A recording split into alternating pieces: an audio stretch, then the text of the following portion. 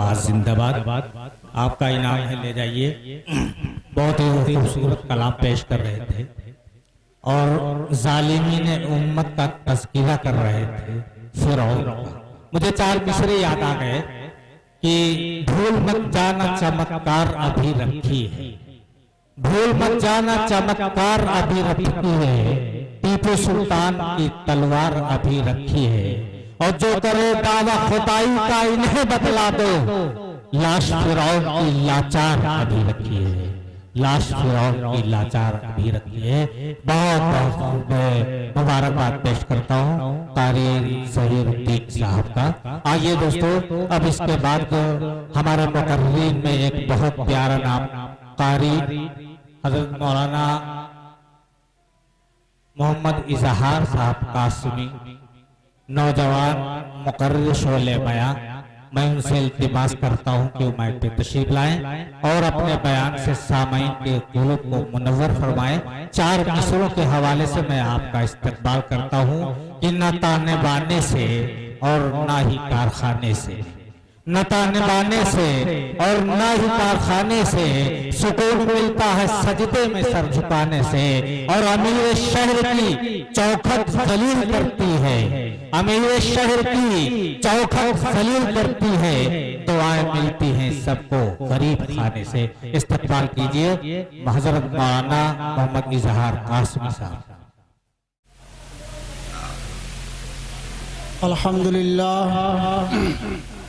الحمدللہ نحمده ونستعینه ونستغفره ونؤمن به ونتوکل علیہ ونعوذ باللہ من شرور انفسنا ومن سیئات اعمالنا، من يهده الله فلا مضل له ومن يضلل فلا هادي له، ونشهد ان لا اله الا الله وحده لا شريك له، ونشهد ان سيدنا ومولانا محمدا عبده ورسوله۔ اعوذ باللہ من الشیطان الرجیم، بسم اللہ الرحمن الرحیم۔ الکتاب لا ریب فیہ ھدی للمتقین۔ وقال تعالی إنا نحن نزلنا الذكر وإنا له لحافظون۔ قال النبي صلى الله عليه وسلم خيركم من تعلم القرآن وعلمه، أو كما قال عليه الصلاة والسلام۔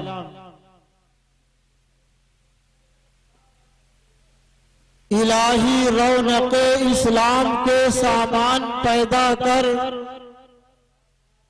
الہی رونق اسلام کے سامان پیدا کر، دلوں میں مومنوں کے الفت قرآن پیدا کر۔ اسٹیج پر رونق افروز علماء اکرام، حفاظ اکرام اور معزز سامعین حضرات،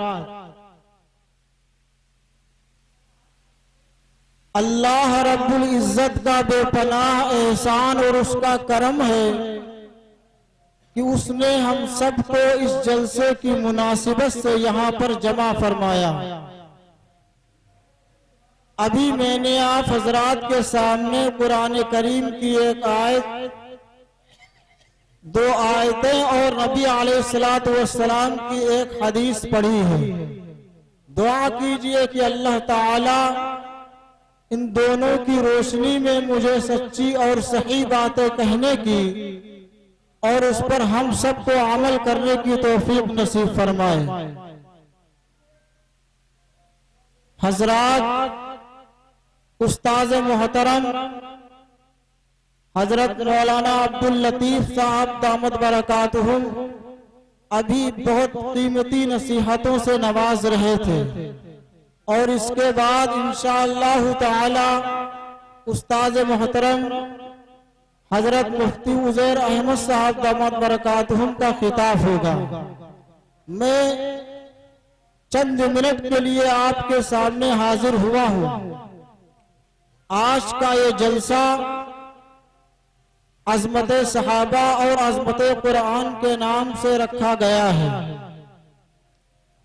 دوستوں، قرآن کریم دنیا کی وہ مقدس کتاب ہے، ہمیں چڑھتے سورج کی طرح یقین ہے کہ اس قرآن پاک کا ایک ایک حرف سچا اور صادق ہے،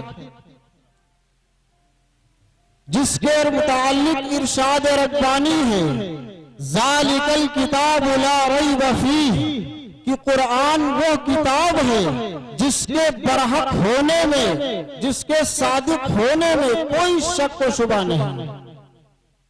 اور اسی قرآن کریم کے متعلق جناب محمد رسول اللہ صلی اللہ علیہ وسلم نے ارشاد فرمایا خیرکم من تعلم القرآن وعلمہ، کہ دنیا کے اندر سب سے بہترین لوگ وہ ہیں جو قرآن کو سیکھیں اور سکھائیں۔ دعا کیجئے کہ اللہ تعالی ہم سب کو قرآن پاک کی دولت سے مالا مال فرمائے۔ محترم دوستو، یہ وہ قرآن کریم ہے کہ جس نے 23 برس کی قلیل مدت میں پورے عالم کے اندر وہ انقلاب برپا کر دیا کہ بڑے سے بڑے فصحاء، بلغاء، ادباء، شعراء حیران اور پریشان رہ گئے، جس کی آیتوں کو سن کر پتھر دل موم ہو گئے۔ مسلمانوں، یہی وہ قرآن ہے جو رہتی دنیا تک کے انسانوں کے لیے سراپا ہدایت اور رحمت ہے۔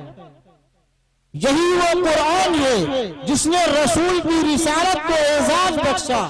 یہی وہ قرآن ہے جس کی برکت سے جنات و شیاطین کا آسمانوں پر جانا بند ہوا۔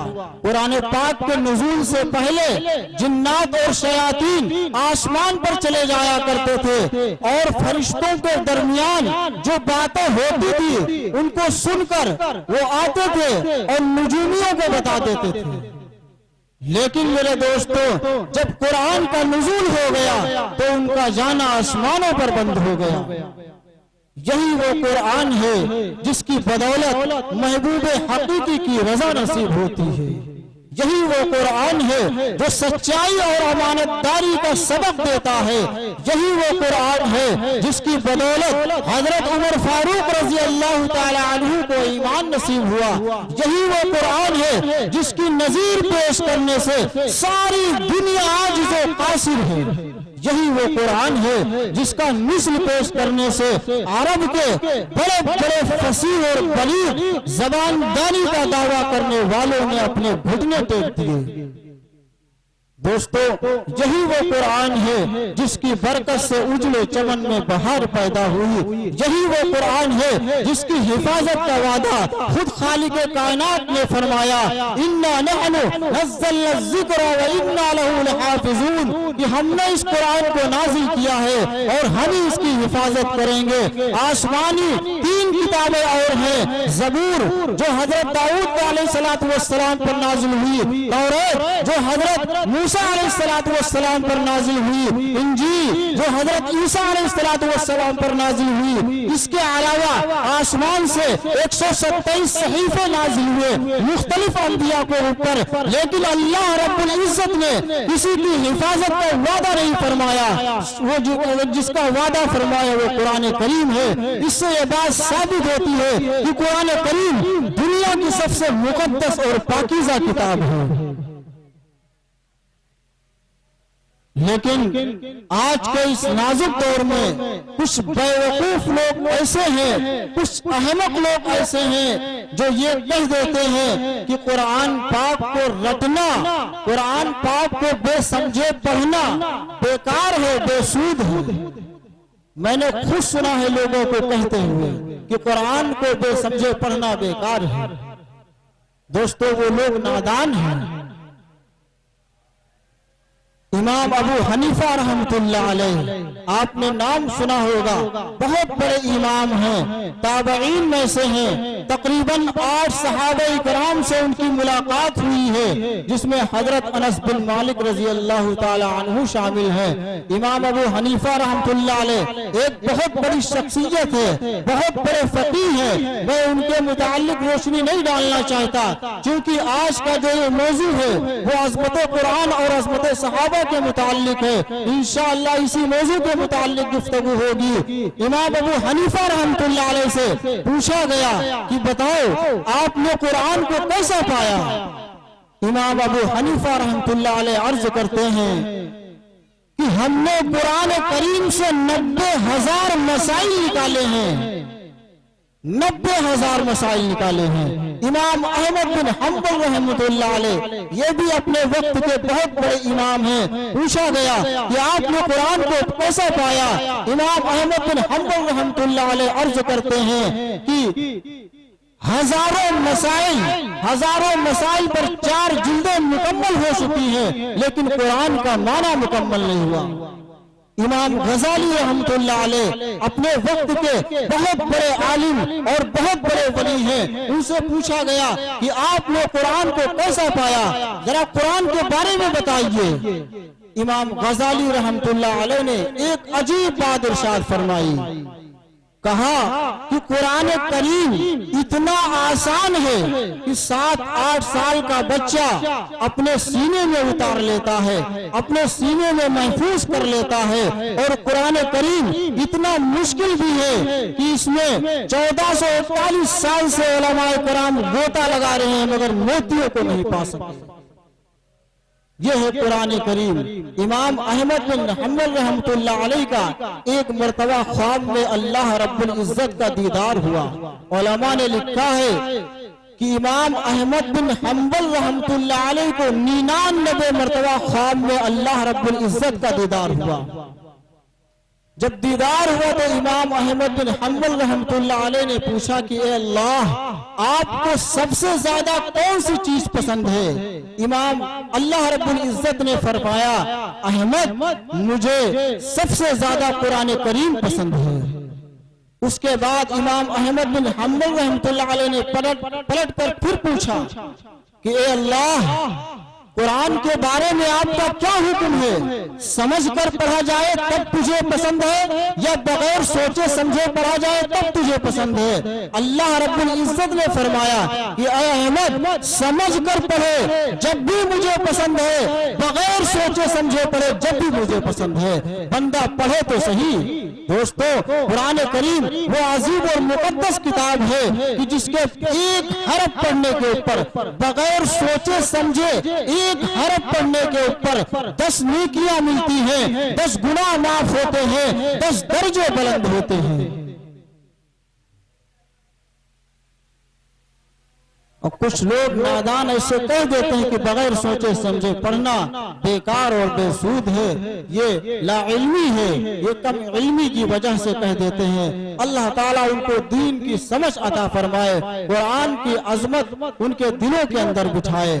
محترم دوستو، یہ قرآن کریم اللہ رب العزت کی طرف سے عطا کردہ وہ حسین تحفہ ہے جس کے متعلق نبی علیہ الصلوۃ والسلام نے ارشاد فرمایا، ورتقی ورتی کما کنت ترتی فی الدنیا فإن منزلک عند آخر آیت تقرؤها، کہ کل قیامت کے دن حافظ قرآن سے کہا جائے گا کہ قرآن پڑھتا جا، جنت کے درجوں پر چڑھتا جا اور ٹھہر ٹھہر کر پڑھ، جیسا کہ تو دنیا کے اندر ٹھہر ٹھہر کر پڑھا کرتا تھا۔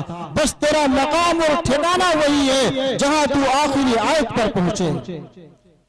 قرآن کریم دنیا کی مقدس اور پاکیزہ کتاب ہے، اور کیوں نہ ہو جبکہ اس کا اتارنے والا امین ہے، جس کے ذریعے اتارا گیا وہ بھی امین ہے، جس ذات پر اتارا گیا وہ بھی امین ہے، جس مقام پر نازل ہوا وہ مقام بھی امین ہے، اور جس مہینے میں نازل ہوا وہ مہینہ تمام مہینوں سے افضل ہے، اور جس رات میں نازل ہوا وہ رات 1000 راتوں سے بہتر ہے۔ اللہ کا یہ کلام تمام کلاموں سے افضل اور برتر ہے۔ حدیث پاک میں آتا ہے فضل کلام اللہ علی سائر الکلام کا فضلی، کہ اللہ کے کلام کو تمام کلاموں پر ایسے ہی فضیلت حاصل ہے جیسے کہ خود اللہ رب العزت کو تمام مخلوق پر۔ محترم دوستو، یہ قرآن کریم اللہ رب العزت کی طرف سے حسین کرتا تحفہ ہے جو معدن حیات اور سرچشمہ زندگی ہے۔ وہ عرب قوم جو پشتہا پشت سے مردہ چلی آ رہی تھی، دنیا جس کو ذلیل اور حقیر کہتی تھی، کوئی ان کو اونٹ کی مینگنیوں میں کھیلنے والا سمجھتا، کوئی ان کو جہل عرب کا خطاب دیتا، کوئی ان کو جاہلیہ مکہ کہتا۔ لیکن میرے دوستو، جب قرآن آیا تو جن کا نام جہل عرب تھا صحابہ اکرام ہو گیا، جن کو نفرت سے یاد کیا جاتا تھا، ان کو رضی اللہ عنہم ورضوا عنہ کا سرٹیفکیٹ ملا۔ جس زمانے کا نام جاہلیت تھا اس کا نام خیر القرون ہو گیا۔ اور وہ قوم جو کروٹ نہیں لے سکتی تھی، طاقت و قوت سے ایسی لیسی ہو گئی کہ جس نے قیصر و کسریٰ کا غرور خاک میں ملا دیا، بڑی بڑی سلطنتوں اور حکومتوں کا تختہ پلٹ دیا۔ محترم دوستو، قرآن آیا تو زمان و مکان میں زندگی آئی، قرآن آیا تو اسلام پھیلا، قرآن آیا تو انسانوں کے پجاری، پتھروں کے پجاری، دیوی دیوتاؤں کے پجاری، درختوں کے پجاری، خدا کے پجاری بن گئے، خدا کے نیک اور صالح بندے بن گئے۔ لیکن بڑے افسوس کی بات ہے کہ آج ہم نے قرآن کے دامن مقدس کو ترک کر دیا، آج ہم نے اس کی پاکیزہ تعلیمات کو بھلا دیا۔ نتیجہ یہ ہوا کہ وہ قوم جس کے سروں کے اوپر عزت و رفعت کا تاج تھا، ذلت و رسوائی کے غار میں جا گرا۔ وہ قوم جس کے آگے کامیابی بڑھ کر استقبال کرتی تھی، ناکامی آج اس کا مقدر بن چکی ہے۔ وہ قوم جس نے کبھی حکومت اور سلطنت کا فریضہ انجام دیا تھا، آج غلامانہ زندگی بسر کر رہی ہے۔ وہ قوم جس کی ایک آواز کے اوپر افریقہ کے جنگل میں رہنے والے خوخار درندوں نے میدان خالی کر دیا تھا، آج ایک چیونٹی بھی ان کا حکم ماننے کے لیے تیار نہیں۔ محترم دوستو، سمجھو اور ہوشیار ہو جاؤ، قرآن سے وابستہ ہو جاؤ، قرآن کو سینے سے لگاؤ، قرآن کی پاکیزہ تعلیمات پر عمل پیرا ہو جاؤ۔ صحابہ اکرام رضوان اللہ تعالی علیہم اجمعین قرآن کریم کو لے کر آگے بڑھے اور کامیابی ان کے قدم چومتی چلی گئی۔ وہ قرآن کریم کی برکت تھی جس کی وجہ سے بدر کے میدان میں 313 نے مکہ کی قسمت پلٹ دی۔ آج ہم لاکھوں اور کروڑوں کی تعداد میں ہیں، اس کے باوجود دوسری قومیں ہم پر سوار ہیں۔ آج ہماری جان محفوظ نہیں، نہ ہمارا مال محفوظ ہے، آج نہ ہمارے مساجد محفوظ ہیں، نہ ہماری مدارس محفوظ ہیں، نہ ہمارے خانقاہیں محفوظ ہیں۔ میرے دوستو، سمجھو، ہوشیار ہو جاؤ۔ آج ہم کو اپنے اندر تبدیلی پیدا کرنے کی ضرورت ہے، اپنے آپ کو سنوارنے کی ضرورت ہے، اپنے سماج اور معاشرے کو بدلنے کی ضرورت ہے، اور اتنا زیادہ بدلنے کی ضرورت ہے کہ ہمارے ساتھ ہمارا معاشرہ بدل جائے، ہمارے ساتھ ہمارے حالات بدل جائیں، ہمارے ساتھ ہمارا ماحول بدل جائے، ہمارے ساتھ ہمارا سماج بدل جائے، ہمارے ساتھ ہماری نسلیں بدل جائیں، ایک نئی دنیا ہو، نئی فضا ہو، نئی آب و ہوا ہو، تاکہ ہماری زندگیوں کے اندر ایسا انقلاب برپا ہو جائے جو گردش وقت کو پھیر دے، جو حالات کے رخ کو موڑ دے، تاریخ کا دھارا جو غیرت و سمت بہ رہا ہے اس کا بہاؤ ہماری طرف ہو جائے، جو اسلام دشمن طاقتوں کو مٹا دے، جو اسلام کے خلاف بولنے والے کی زبان پر تالا لگا دے، جو باطل طاقتوں کو نیست و نابود کر دے۔ پھر دیکھنا میرے محترم دوستو، ہماری کایا پلٹ جائے گی، اور اس سے صرف ہماری ہی کایا نہیں پلٹے گی بلکہ ساری دنیا کی کایا پلٹ جائے گی۔ یہ حکومت اور حکمرانی مسلمانوں کے قدموں میں ہوگی، یہ سلطنت اور سلطانی مسلمانوں کی جاگیر ہوگی، یہ کائنات اور کائنات کا ذرہ ذرہ مسلمانوں کے تابع ہوگا۔ اس کے بعد مسلمانوں کا قافلہ منزل بمنزل کامیابیوں کی طرف بڑھتا چلا جائے گا، ترقی کرتا چلا جائے گا، آگے آگے بڑھتا چلا جائے گا، پھر دنیا کی کوئی طاقت اس کو نہیں روک سکتا، پھر دنیا کی کوئی طاقت اسے ناکام نہیں کر سکتا۔ قرآن سے وابستہ ہو جاؤ، قرآن کو سینے سے لگاؤ۔ میرے محترم دوستو، یاد کرو اس وقت کو کہ جب حامان بن ولی کا مسلمانوں کا مقابلہ حامان بن ولی سے ہوتا ہے۔ حامان بن ولی یہ بہت بڑا دشمن خدا اور دشمن رسول تھا، اس کے پاس 60,000 کا لشکر تھا اور مسلمانوں کی فوج اس وقت صرف 10,000 تھی، اور مسلمانوں کو اس بات کا بھی علم نہیں تھا کہ دشمن کی تعداد کتنی ہے۔ چنانچہ صحابہ کرام مشورہ کرتے ہیں اور مشورے میں یہ بات طے ہوتی ہے۔ حضرت خالد بن ولید رضی اللہ تعالی عنہ سے کہا جاتا ہے کہ آپ 300 آدمی لے کر جائیں اور پتہ لگائیں کہ دشمن کی فوج کہاں ہے، اس کی تعداد کتنی ہے اور اس کے پاس جنگی کون کون سے ہتھیار ہیں۔ چنانچہ حضرت خالد بن ولید رضی اللہ تعالیٰ عنہ کہتے ہیں کہ ہمیں 300 کی ضرورت نہیں، ہمارے ساتھ صرف 30 آدمی بھیج دیجئے۔ صحابہ کہتے ہیں کہ آپ کی قوت ایمانی آپ کو مبارک ہو، مگر یہ دنیا دارالاسباب ہے، 30 آدمی کچھ نہیں ہوتے، کم از کم 60 آدمی لے کر جاؤ۔ چنانچہ یہ 60 آدمیوں کا مختصر سا قافلہ روانہ ہوتا ہے، جس کے کمانڈر حضرت خالد بن ولید رضی اللہ تعالی عنہ ہیں۔ چند میل کے فاصلے پر معلوم ہوا کہ وہاں پر دشمن کا لشکر ہے، اس کی تعداد 60,000 ہے۔ حضرت خالد بن ولید رضی اللہ تعالی عنہ کی ایمانی حرارت جوش میں آئی اور عرض کیا اپنے ساتھیوں سے کہ میری رائے یہ ہے کہ ادھر منتظر صحابہ کو اطلاع دینے کی ضرورت نہیں، ان سے مقابلے کی ہم کافی ہیں۔ بس سب نے بیک زبان ہو کر کہا کہ ہمیں شوق شہادت ہے، جب شہادت سامنے ہے تو دشمن کی تعداد سے پرواہ کیا ہے۔ چنانچہ وہ مجاہد اعظم آگے بڑھتا ہے، سب بناتا ہے، حامان بن ولی آتا ہے اور کہتا ہے کہ ہم تو یہ سمجھتے تھے کہ مسلمان قوم بڑی ہوشیار ہوتی ہے، مسلمان قوم بڑی سمجھدار ہوتی ہے، لیکن معلوم یہ ہوتا ہے کہ تم لوگ احمق ہو، 60,000 سے لڑنے کے لیے 60 آدمی لے کر آئے ہو، جاؤ ہم تم پر رحم کھاتے ہیں، 2 بورے کھجور اور چند اشرفیاں دیتے ہیں، کیونکہ تم لوگ اپنی جانوں پر ظلم کرنے آئے ہو، یہاں سے چلے جاؤ۔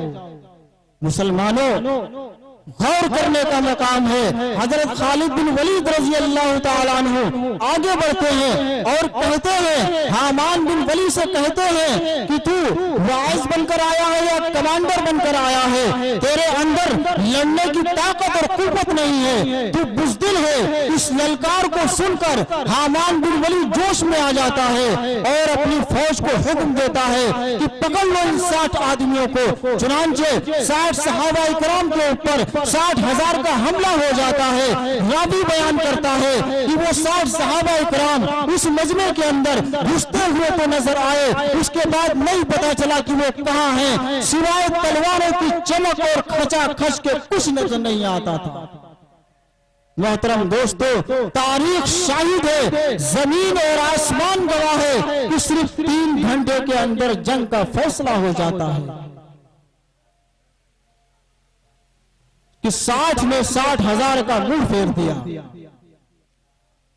مسلمانوں، میں آپ سے پوچھنا چاہتا ہوں کہ وہ کون سی طاقت تھی، وہ کون سی جرأت تھی کہ جس نے 1 کو 1,000 پر بھاری کر دیا؟ محترم دوستو، وہ قرآن کی طاقت تھی، وہ ایمان کی طاقت تھی، وہ اسلام کی طاقت تھی۔ قرآن کریم کو سینے سے لگاؤ، قرآن کریم کو پڑھو۔ آج ہم نے قرآن کریم کو پڑھنا چھوڑ دیا، آج ہمارے دلوں کے اندر سے قرآن کریم کی اہمیت نکلتی جا رہی ہے۔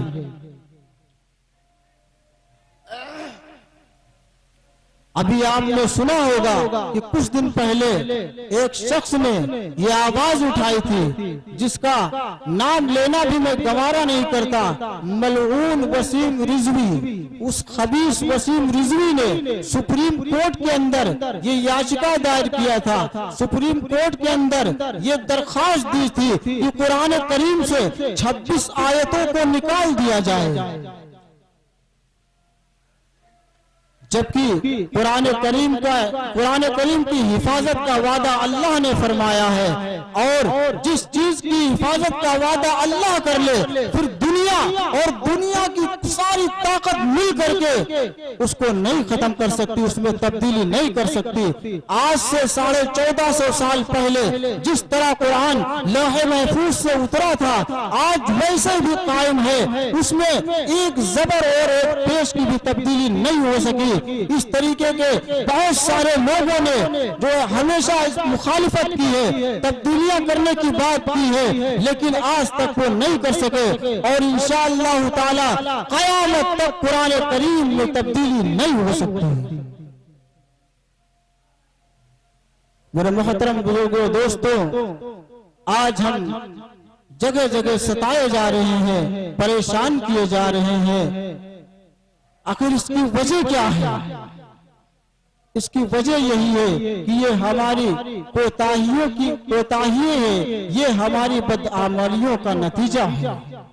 آج مسلمانوں کو اتحاد و اتفاق پیدا کرنے کی ضرورت ہے، آج مسلمانوں کو آپسی اختلاف کو مٹانے کی ضرورت ہے، آج مسلمانوں کو آپسی بھید بھاؤ کو ختم کرنے کی ضرورت ہے، آج مسلمانوں کو ایک دوسرے کے دکھ درد میں شریک ہونے کی ضرورت ہے، آج مسلمانوں کو ایک دوسرے کے ساتھ سچی ہمدردی اور خیر خواہی کرنے کی ضرورت ہے، آج مسلمانوں کو خاندانی دشمنی کو مٹانے کی ضرورت ہے، آج مسلمانوں کو رشتے ناطہ کی تفریق کو ختم کرنے کی ضرورت ہے، آج مسلمانوں کو فرقہ بندیوں کی زنجیروں اور بندشوں کو توڑ پھینکنے کی ضرورت ہے، اور اس کے بعد اللہ رب العزت کی رسی کو مضبوط پکڑ لینے کی ضرورت ہے۔ اللہ رب العزت نے قرآن کریم کے اندر ارشاد فرمایا وَاعْتَصِمُوا بِحَبْلِ اللَّهِ جَمِيعًا وَلَا تَفَرَّقُوا، کہ تم لوگ اللہ کی رسی کو مضبوطی سے پکڑ لو اور آپس میں بٹو نہ،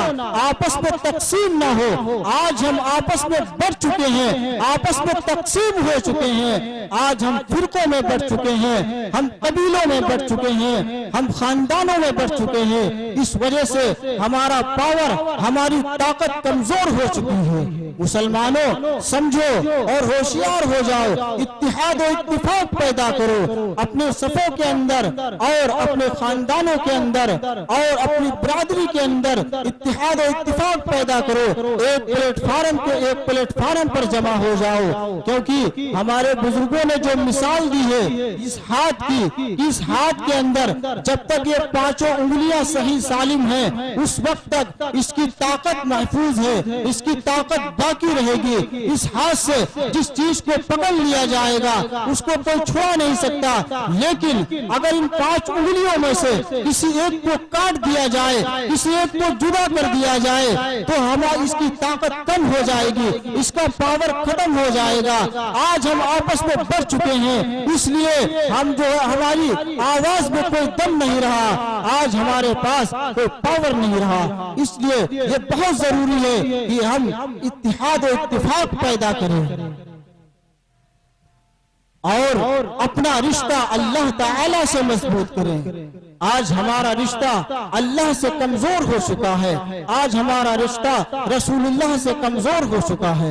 محترم دوستوں، آپ نے اسپین کا نام سنا ہوگا، اسپین کا پرانا اور اسلامی نام اندلس ہے، جس میں ایک کبھی مسلمانوں کی بہت بڑی طاقت اور حکومت تھی۔ تاریخ میں لکھا ہوا ہے کہ تقریباً اندلس کے اندر، اسپین کے اندر 750 سال تک مسلمانوں نے حکومت کی، لیکن ایک وقت ایسا آیا کہ ایک مسلمان بھی نام لینے کو نظر نہیں آتا تھا۔ کیوں؟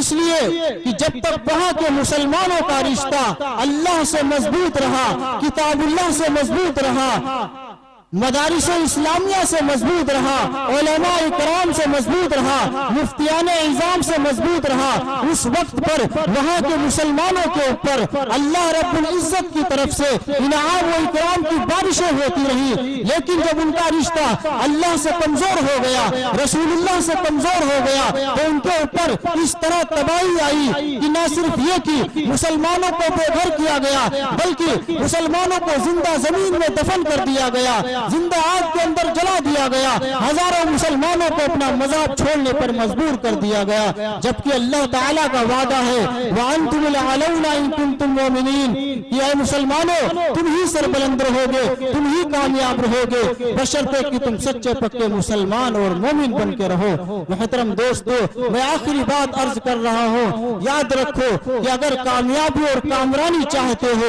دونوں جہان کی کامیابی چاہتے ہو، تو قرآن کو سینے سے لگانا ہوگا، سنت نبوی کو سینے سے لگانا ہوگا۔ اگر تم عزت چاہتے ہو تو نبی علیہ السلام کی تقلید کرنی ہوگی، اگر تم مقام و مرتبہ چاہتے ہو تو پیغمبر علیہ السلام کی نقالی کرنی ہوگی، اگر تم چین و سکون چاہتے ہو تو پیغمبر علیہ السلام کے طریقے کو اختیار کرنا ہوگا، اگر تمہیں آرام و راحت سے پیار ہے تو نبی کریم صلی اللہ علیہ وسلم کی سیرت سے پیار کرنا ہوگا، اگر تم اللہ کے محبوب بندے بننا چاہتے ہو تو رسول اللہ صلی اللہ علیہ وسلم کی پیروی کرنی ہوگی۔ اللہ رب العزت نے قرآن کریم کے اندر یہ اعلان فرما دیا قُلْ إِن كُنتُمْ تُحِبُّونَ اللَّهَ فَاتَّبِعُونِ يُحْبِبْكُمُ اللَّهُ، اے نبی صلی اللہ علیہ وسلم آپ کہہ دیجئے، آپ لوگوں کو بتلا دیجئے کہ اگر تم اللہ کے محبوب بندے بننا چاہتے ہو، اللہ کے پسندیدہ بندے بننا چاہتے ہو تو میری اتباع کرو، میری بھی پیروی کرو، میری نقل و حرکت کی تقلید کرو۔ جب تمہارے اندر یہ صفت پیدا ہو جائیں گی تو تم خود بخود اللہ کے محبوب بندے بن جاؤ گے، اللہ کے پسندیدہ بندے بن جاؤ گے۔ اور جو انسان اللہ کا محبوب اور پسندیدہ بن گیا، دنیا اور آخرت کی کامیابی اس کو مل گئی۔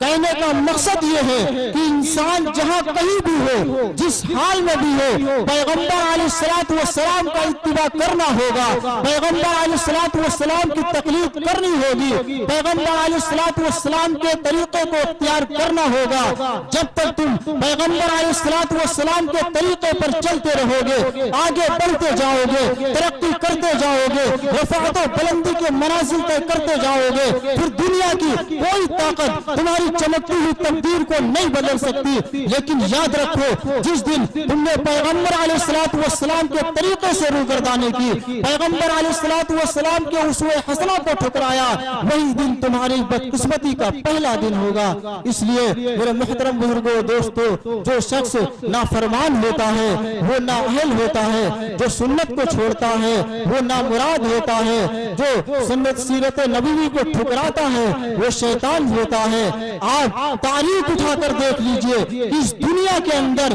جس قوم نے بھی پیغمبر علیہ السلام کے طریقے کو اپنایا، پیغمبر علیہ السلام کے اسوہ حسنہ کو اپنایا، وہ کامیاب ہوئے، کامیابی نے بڑھ کر ان کا استقبال کیا، مسکراتی ہوئی کلیوں کی طرح ان کی زندگی گزری، اور وہ دنیا کے اندر جہاں کہیں بھی گئے انہیں عزت ملی، انہیں وقار ملا، یہاں تک کہ دنیا ان کے غلام بن گئی۔ میرے محترم بزرگوں دوستو، اگر دونوں جہان کی کامیابی اور کامرانی چاہتے ہو تو قرآن سے وابستہ ہو جاؤ، قرآن کو سینے سے لگاؤ، قرآن کی پاکیزہ تعلیمات پر عمل کرو، اور اپنے بچوں کو پڑھاؤ۔ اگر ہم نے دو پیسے کے لالچ میں اپنے بچوں کو قرآن سے دور رکھا، اسلام سے دور رکھا، اور ہماری نظر اخروی نعمتوں کے بجائے دنیاوی ڈگریوں پر رہی، تو یاد رکھو تاریخ ہمیں کبھی معاف نہیں کرے گی، یہ بچے کبھی ہم کو معاف نہیں کریں گے، خدا کے ہاں ہمیں جواب دینا ہوگا۔ یہ بچے ہمارے پاس امانت ہیں، ان کی صحیح تعلیم و تربیت کرنا یہ ہماری ذمہ داری ہے۔ ہم یہ نہیں کہتے کہ اپنے بچے کو انگریزی تعلیم نہ دیں، بالکل دیں، بہت ضروری ہے، لیکن پہلے انہیں مسلمان بنائیں، انہیں قرآن پڑھائیں، انہیں اسلام سکھائیں، اور اتنا علم ضرور سکھا دے جس سے ان کو حلال اور حرام کی پہچان ہو جائے، کیونکہ یہ اتنا علم سیکھنا ہر مسلمان مرد عورت کے اوپر فرض عین ہے، جس سے حرام اور حلال کی پہچان ہو جائے۔